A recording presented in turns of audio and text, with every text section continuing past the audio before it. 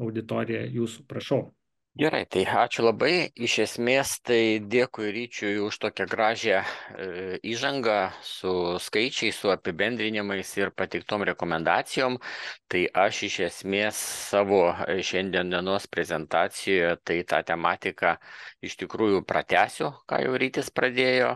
Ir kaip minėta buvo, tai mes orientuojamės labiau iš esmės į šilumos išsaugojimą per pastato konstrukcijas. Tie rekonstravimo pavyzdžiai, kurie buvo Ryčio parodyti, tai iš esmės tai patvirtina, kad statybinės konstrukcijos atitvarinės, tos vadinamosios lauko atitvaros, tai stogai, sienos, grindys, ten pamatai, jie pakankamai senos statybos pastatuose laidus yra šilumai ir turbūt pirmasis žingsnis, būtent siekiant, sakysime, to šilumos išsaugojimo, ar ne, tai ir yra iš tokių. Tai kalbant vėlgi apie tą renovacijos naudą, tai ir čia Rytis paminėjo, ir aš turbūt dar kartelį pasikartosiu, kad iš esmės turbūt siekiamybė ir yra, kad susikurti tokias sąlygas, kad mes gyventume komfortiškai ir be abejo išlaidos mūsų to būsto išlaikymui būtų kuo mažesnės. Ir tam pasiekti yra įvairiausių sprendimų, tai šiuo metu vėlgi technologinis progresas yra pakankamai, kaip sakoma, juntamas ir žengia kojom kojom su mūsų gyvenimu, tai atsiranda įvairiausių, sakysime, ir šilumos siurblių dėgymo, reiškia, mada. Ir platus panaudojimas, taip pat saulės elektrinių ir visa kita.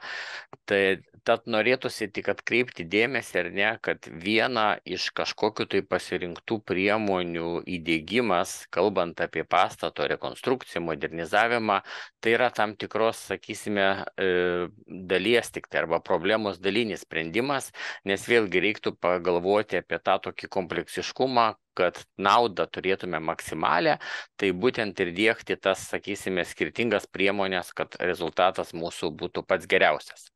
Nes kaip rodo įvairūs tyrimai, tiek ir moksliniai, tiek ir, reiškia, modeliavimo, kurie atlikti ant skirtingo tipo pastatų, tai jeigu mes turime kažkokį tai senos statybos pastatą ir kaip Rytis taip atrodė Lietuvoje statistika, tai aš pasižiūrėjau dar, reiškia, pranešimo metu ilgalaikį renovacijos strategijoje, kuri yra patvirtinta mūsų valstybės, tai D ir žemesnės klasės individualių pastatų Lietuvoje nuo viso fondo yra 64%. Tai daugiau kaip 300 000 vienetų namų, kurie praktiškai yra D klasės, taip arba nešiltinti, arba šiltinti tikrai pakankamai nedaug.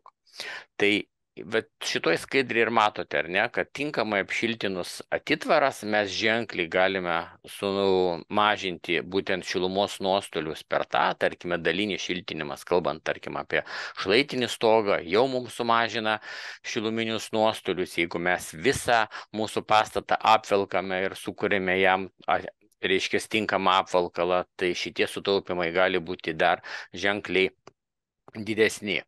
Ir kalbant apie kitų priemonių dėgymą, tai vėlgi, kai mes turime pastatą jau sandarų, apšiltintą, tuomet įvairiausių atsinaujinančių energijos šaltinių dėgymas, kaip tarkime ten šilumos siurblių, ženkliai sumažina būtent sąnaudas šildymui ir tuomet turime tą maksimalų efektą būtent sutaupimuose po mūsų pastato modernizavimo.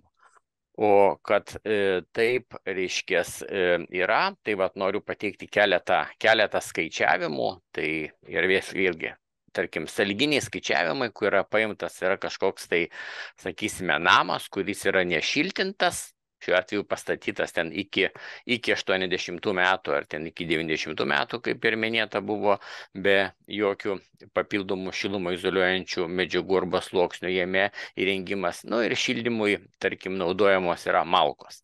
Tai čia mes matote, reiškia, yra apibraukti skaičiai, kad per metus, per vieną šildymo, sakysime, sezoną, per mūsų sienos 1 kvadratinį metrą mes prarandame maždaug pinigų, kurie įsiskaičiuoja apie 30,17 eurų. Tai vat tokie iš tikrųjų praradimai pas mus yra, jeigu mes turime senos statybos pastatą. Jeigu mes tokiame nešiltintame pastate įsirengsime, sakysime, atsinaujinančių energijos šaltinių prietaisą, kaip pavyzdys ar ne, šilumos siurblį, oras, vanduo, tai mūsų šitie, reiškia, kaštai šildymui ženkliai sumažėja. Šiuo atveju maždaug apie 3 kartus mes matome sutaupimus, nes šiuo atveju mums tai kainuoja maždaug 40 eurų už metrą kvadratinį.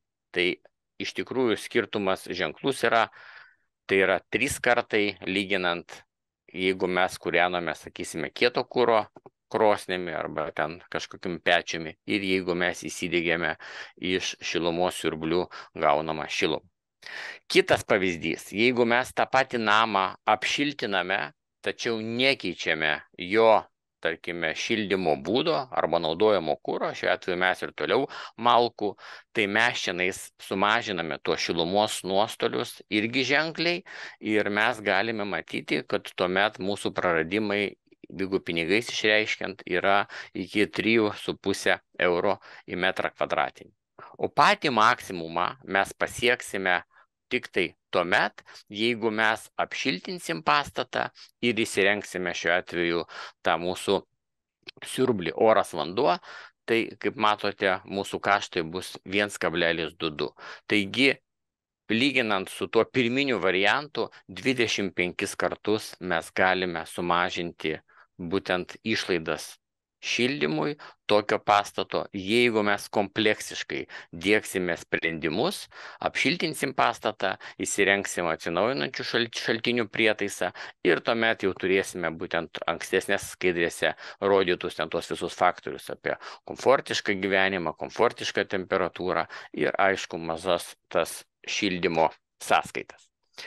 Ir turbūt šitoje tematikoje mes niekaip neišvengsime šiuo metu Lietuvoje, sakysime, teikiamą paramą per apvą, būtent apie vienbučių arba dvibučių individualių namų, sakysime, renovaciją, kur išskyriau iš esmės yra 2 kriterijai, kurie turi būti pasiekti po, reiškia, renovacijos. Tai pirmoji eilėje tai yra reikalavimas, kad klasė būtų B arba aukštesnė, šiuo atveju ne mažesnė, kaip B turi pasiekta.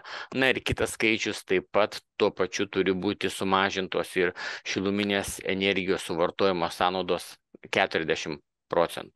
Tai iš esmės 2 tokie kriterijai, jeigu kuriuos mes įgyvendinę jau po termomodernizacijos arba renovacijos to pastato, tuomet galima pasinaudoti parama, kurią skiria valstybė, tai yra 75 eurų 1 metrų kvadratiniui naudingojo ploto pastatui skaičiuojama, tačiau šita suma negali viršyti 14,5 tūkstančių eurų bendro, sakysime, išmokos. Tai jeigu mes turime labai didelius namus, Karytis taip pat nuotraukos ir rodė, kad iš tikrųjų yra pastatų, kurie ten po 300 arba daugiau net kvadratinių metrų sudaro, tai bet kuriuo atveju skaičiuojant per tą 1 kvadratinį metrą, maksimali suma mums vis tiek bus išmokama nedidesnė kaip 14,5 tūkstančio eurų. Tai šitą taip pat turėtume prisiminti, kad renovuojant pastatą kažkokios tai vienos priemonės įdiegimas greičiausiai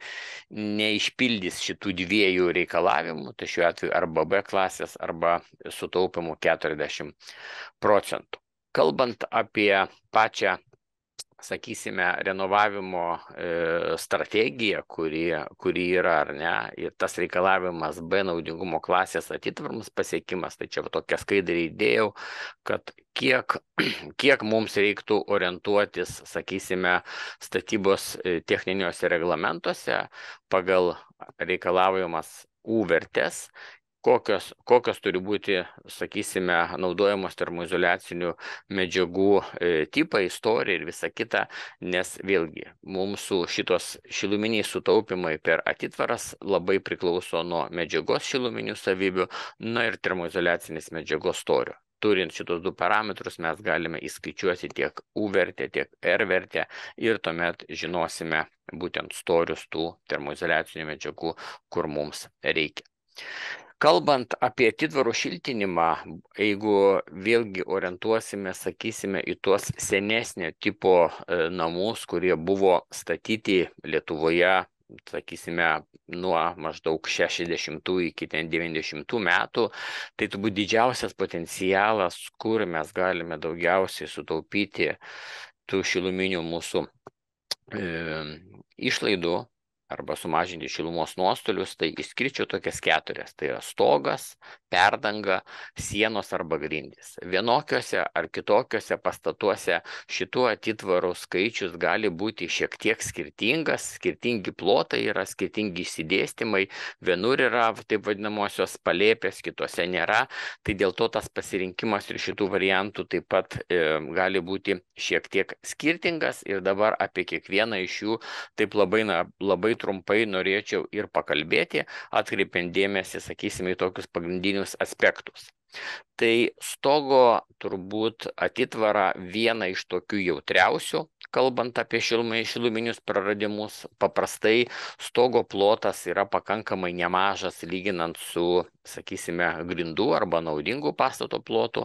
Vėlgi priklausomai, ar tai pastatas yra 1 aukšto, ar tai pastatas yra 2 aukštų. Tai jeigu mes kalbame aplamai apie 1 aukšto pastatą, tai stogas yra ženkliai didesnių plotų, pasižymintis lyginant su 2 aukštų namais. Tai dėl to ir jo apšiltinimas turbūt turi pakankamai ženklę įtaką į šiluminių nuostolių sumažinimą. Na ir čia pateikiu tokią tipinę, sakysime, šiltinimo detalę arba mazgą, kaip kokiuose sluoksniuose tai turi būti atliekama ir koks yra reikalaujamas maždaug storis termoizoliacinės medžiagos, kad vėlgi tenkintume tos B klasės reikalavimus. Apie tą B klasės reikalavimo atitikimą gal dar pačioj pabaigoje šiek tiek pasakysiu apie tą realią situaciją, kokia jinai yra, kalbant apie pažymas, kurias išduoda energinio naudingumo ekspertai, būtent teikiant dokumentus, tai reiškia paramai. Tai kalbant apie stogą, maždaug reikia orientuotis apie 28,5 cm vatos šiltinant būtent atitvarinės konstrukcijas. Aišku, tai priklauso nuo gegnių išdėstymo atstumų, nuo gegnių aukščio, bet orientacija toksai skaičius yra. Ir dar vienas momentas, kuris yra pakankamai svarbus karkasinio tipo konstrukcijoms, tai įvairiausių plėvelių įrengimas ir kaip tai padaryti, kad ta mūsų atitvara iš tikrųjų būtų tvari, kaip Rytis sakė, ir tarnautų ilgai ir patikimai. Tai yra 2 pagrindinės taisyklės tokios, ar ne, kad karkasinio tipo konstrukcijose įrengiami 2 sluoksniai. Tai yra taip vadinamoji vėjo izoliacija ir taip vadinamoji garų izoliacija. Ir čia turbūt esminį skirtumą reiktų atsiminti tai, ar ne, kad vėjo izoliacija visuomet jinai yra įrengiama šaltoje arba išorinėje termoizoliacinės pusėje, o garų izoliacija visuomet yra įrengiama šiltojoje arba vidinėje termoizoliacijos pusėje. Ir labai svarbu šitų sluoksnių nesumaišyti ir nesudėti jų skirtingose pusėse, nes tuomet taip vadinamosios šiluminės fizikos dėsniai nebeveikia ir turime priešingą efektą iš tikrųjų, kuom jisai ir buvo naudojamas. Nes jeigu pažiūrėti iš esmės į tos paveikslėlius, kuriuos čia matote, ar ne, tai vėjo izoliacinės plėvelės arba vėjo izoliacinio sluoksnio funkcija, tai iš tikrųjų apsaugoti termoizoliacinę medžiagą nuo judančių oro srautų patekimo, garo izoliacijos funkcija vėlgi apsaugoti, kad garai esantis patalpų viduje nepatektų į termoizoliacinę medžiagą ir esant tuomet temperatūrų skirtumai, kad nevyktų tiesiog kondensacija šitoje medžiagoje. Tai į tokį momentą taip pat svarbu atkreipti dėmesį. Ir dar turbūt viena skaidrė apie garų izoliaciją. Čia iš praktinės pusės sulaukiam pakankamai daug klausimų, ar ne. Tai garo izoliacija gali būti įrengiama keliais būdais arba keliais variantais ir kuris iš jų ten, tarkim, geresnis arba teisingesnis. Tai abu būdai yra teisingi. Kaip ir minėjau, bendras požiūris yra toksai, kad garų izoliacija yra įrengiama iš vidinės pusės ir tuomet jinai gali būti įrengiamas, sakysime, visiškai dengiantis sluoksnis pačią termoizoliacinę medžiagą arba gali būti dedamas tarp sluoksnyje, tarp dviejų termoizoliacinių medžiagos sluoksnių, tačiau šiuo atveju labai svarbu išlaikyti santykį tarp skirtingo storio tų termoizoliacinių medžiagų. Ir turime prisiminti, kad išorinė termoizoliacinės medžiagos dalis, kuri yra, sakysime, į išorę nuo garo izoliacijos, turi būti mažiausiai 3 kartus storesnė už tą vidinio sluoksnio storį, kuris yra į vidų. Tuomet tą garo izoliaciją mes galime įrengti tarp sluoksnėje. Tai kaip pavyzdys ar ne, tai tas 3 kartus, tai jeigu mes turime išorinę pusę 15 cm, tuomet mes galime dėti, reiškia, garo izoliaciją, na ir iš vidinės pusės dar galime dėti 5 cm termoizoliacinės medžiagos. Tai šiuo atveju garo izoliacija tokiame, reiškia, pjūvyje bus įrengta tinkamai ir neturėsim jokių problemų dėl kondensacijos atsiradimo šitoje atitvaroje. Tai kalbant apie stogą arba turbūt ir kitas karkasinės konstrukcijas, nors ir mediniai elementai yra pakankamai šilti lyginant su kitom termoizoliacinėm, su kitom konstrukcinėm medžiagom, tačiau vis tiek jie yra tam tikri, sakysime, šilumos laidininkai, nu ir termoviziniai, reiškia, vaizdai mums ir parodo, ar ne, kad esant dideliam temperatūrų skirtumui tarp vidaus ir tarp išorės, būtent kur mes turime medinius elementus, mes galime matyti iš tikrųjų srautų lūžius, ir temperatūros pokyčius būtent sankirtose ir būtent prijungimuose prie tų medinių elementų. Dėl to visuomet yra rekomenduojama karkasinėse konstrukcijose įrengti skirtingo, sakysime, storio sluoksnius, dažniausiai taip vadinamasis kryžminiais sujungimais, kad mes perdengtume būtent tuos medinius elementus ir sumažintume, sakysime, praradimus tiesiogiai per tą medį, nes kai mes turime tik tai tuos sukryžiuotus karkasus, tai be abejo nuostoliai yra ženkliai mažesni, nes termoizoliacinė medžiaga būtent ir perdengia tos konstrukcijos ir tuomet ten jau nebematysime tokių vaizdų, kaip galite matyti ir šitoj termoviziniai nuotraukoje, ar ne, kai jeigu mes turime šiuo atveju gegnes, tai jos tiesiog šviečia per visą tą stogą, o apatinėje šiuo atveju mes turime jau perdengtą karkasą, tai įtaka yra ženkliai mažesnė.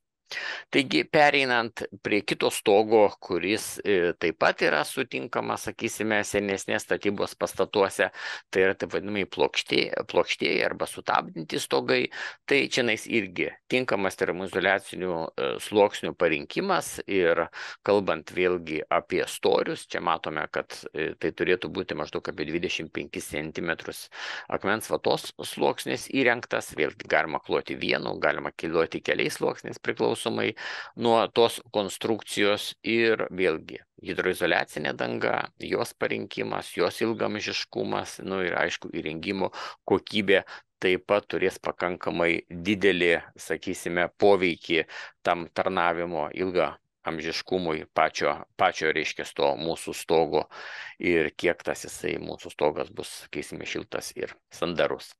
Tai kalbant apie perdangą. Andriu, atsiprašau, noriu truputėlį atkreipdėmėsi, kad jau eina į pabaigą jūsų pranešimas. Supratau, gerai. Reiškia, apie perdangų šiltinimą, tai kalbant tiek apie reiškia, pačias konstrukcijas, tiek kalbant apie karkasinės, ar tai būtų šlaitinis stogas, ar tai būtų pačios perdangos, tai čia panašiai sluoksnių išdėstymas ir, kaip matote, storiai taip pat yra panašus. Aišku, jeigu gelžbetoninės perdangas turim, tai storis bus šiek tiek mažesnis, bet kaip matote, medžiagos jos naudojamos naudojamos iš principo tokios pačios. Apie sienų šiltinimą variantų pakankamai galima rasti daug, tai ar tai būtų išlaikančių konstrukcijų sienos šiltinamos su įvairiausiom apdailom, tai tų, sakysime, variantų ir storių pasirinkimas pakankamai didelis yra ir viską lemia laikančiosios konstrukcijos šiluminės savybės. Ir storis tuomet vėlgi gali svyruoti tarp 17 ir 23 cm. Kitas šiltinimo variantas, jeigu mes įrengėme tinkuojamus fasadus, tai čia nais vėlgi priklausomai nuo laikančiojo konstrukcijo elemento storis šiek tiek bus kitoks, bet irgi varijuoja būtent dėl termoizoliacinių savybių. Kalbant apie grindų šiltinimą, tai turbūt galima būtų išskirti praktiškai šiltinimą ant grunto, galima įskirti šiltinimą virš, sakysime, pogrindžių ir šitie variantai panašus kaip ir šiltinimo perdangų, aišku, storis bus šiek tiek mažesnis. O kalbant būtent apie akmens vatos pasirinkimą, tai atkreipiamas dėmesys į tai turbūt ar ne, kad medžiaga pakankamai ilgus metus yra gaminama ir gerai žinoma, sakysime, savo ilgamžiškumu, savo termoizoliacinėmis savybėmis, aišku, savo nedegumu ir akustiniu komfortu, kuris, sakysime, toks kaip lydintis arba kitas elementas visame kame figūruoja. Ir turbūt apibendrinant norėtųsi pasakyti, kad iš esmės kalbant apie pastato renovaciją, tai mes turėtume kompleksiškai žiūrėti ir geriausi variantai bus tik tai tuomet, jeigu mes panaudosime ir visas šiltinimo medžiagų ypatumus, kalbant apie būtent šilumos išsaugojimą, tai pirmas žingsnis, ką mūsų manimų turėtume atlikti, tai apšiltinti pastato atitvaras ir aišku tuomet diegti papildomas priemonės, kad tas komfortas būtų maksimalus tiek, sakysime, gyvenimo prasme, tiek ir tą piniginę prasme. Tai tiek mano pranešimo, ačiū labai į klausimus, manau, atsakysime jau, kaip ir buvo minėta webinaro pabaigoje. Andriu, ačiū labai. Svarbus jūsų akcentas, kad pirmą reikia energiją išsaugoti, ją užsandarinti ir atlikti atitvarų izoliaciją ir tik tada žengti sekančius žingsnius. Tai puikus akcentas. Ir vieną iš tikrųjų užduosiu jums klausimą, čia Aušra klausė. Taip, prašau. Čia jums. Jeigu palėpė neeksploatuojama, ar geriau šiltinti pačią stogo konstrukciją ar atitvarą skiriančią palėpę nuo gyvenamųjų patalpų? Čia turbūt turime omeny perdangą. Tai gal. Tai atsakymas, žinokit, slypi klausime iš esmės. Tai jeigu ta palėpė neeksploatuojama, tai ką mums tą plotą turėti papildomą, kuris bet kuriuo atveju tą šilumą į jį pakils į viršų. Tai efektyviau yra šildyti perdangą ir turėsime, kaip sakoma, mažesnį tūrį pastato, kuris bus šildomas.